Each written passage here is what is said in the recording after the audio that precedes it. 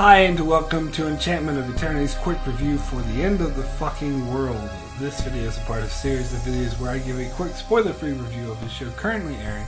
These videos are aimed more at those who haven't seen the show, but those who have will know more of what I'm talking about. This video is where I cover season 1 of the British black comedy The End of the Fucking World. So I call it a black comedy, and it certainly has its comedic moments. However, I do think of it more as an action-adventure, absurdist drama. The show is about two teenagers, Alyssa and James. Alyssa is a loudmouth, quirky girl who doesn't care what anyone thinks of her and thus just says whatever is on her mind. And James is an emotionless, troubled boy who reckons that he's a serial killer. Alyssa is attracted to James, who doesn't seem to care about what anyone thinks, so elects to run away with him. James agrees as he sees this as the perfect opportunity to kill her, and so hijinks ensue as they go on a crazy road trip while the adults chase after them. So, the general premise of teens running away, going on a crazy road trip while adults are chasing after them has been done like a billion times before and is nothing original. However, what makes this story original is the characters. In fact, I go as far as to say that this show is nothing like anything I've seen before. First off, having one of the main protagonists being a sociopath who believes he's a serial killer and has killed pets as a kid, and his main motivation is to kill his love interest, is a bit unique, especially when this is played as an absurdist comedy rather than a thriller.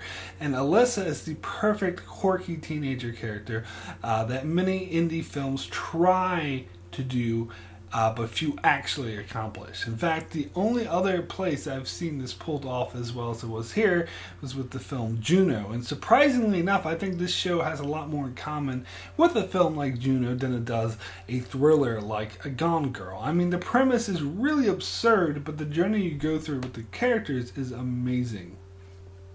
First of all, the characters, despite appearing on the surface as being unrelatable and despisable, the show actually does an amazing job of getting you to identify and even relate with these characters. You're interested in them from the start, but by the end of it, you really care about these characters and want the best for them. And the way the journey is portrayed is extremely well constructed, as the characters always stay true to who they are and just happen to grow closer in a journey that's engaging and enthralling.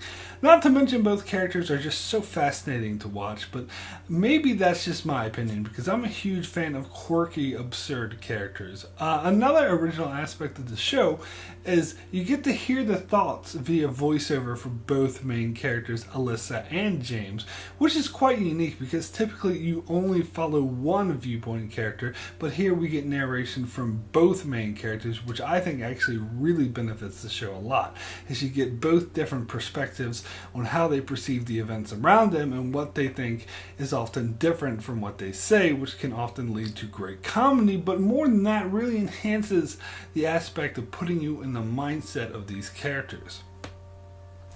So the first season is 8 episodes long, and each episode has a length of about 20 minutes, so really this story could have fit into a movie length, so perhaps they simply made it a show because that's who was willing to finance it, like a network rather than a movie studio. I don't know, but honestly I like this show better than most indie films that attempt to pull off similarly absurdist stories. I suppose it's just another example of how Netflix and premier networks are outdoing films.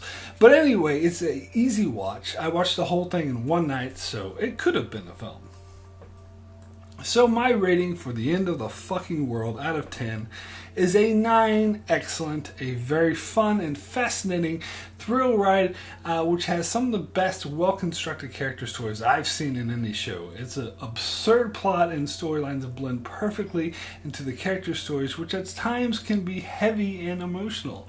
The ending is particularly, I thought, was extremely emotionally powerful and was more impactful than most films that I've seen, making this a standout series in my opinion.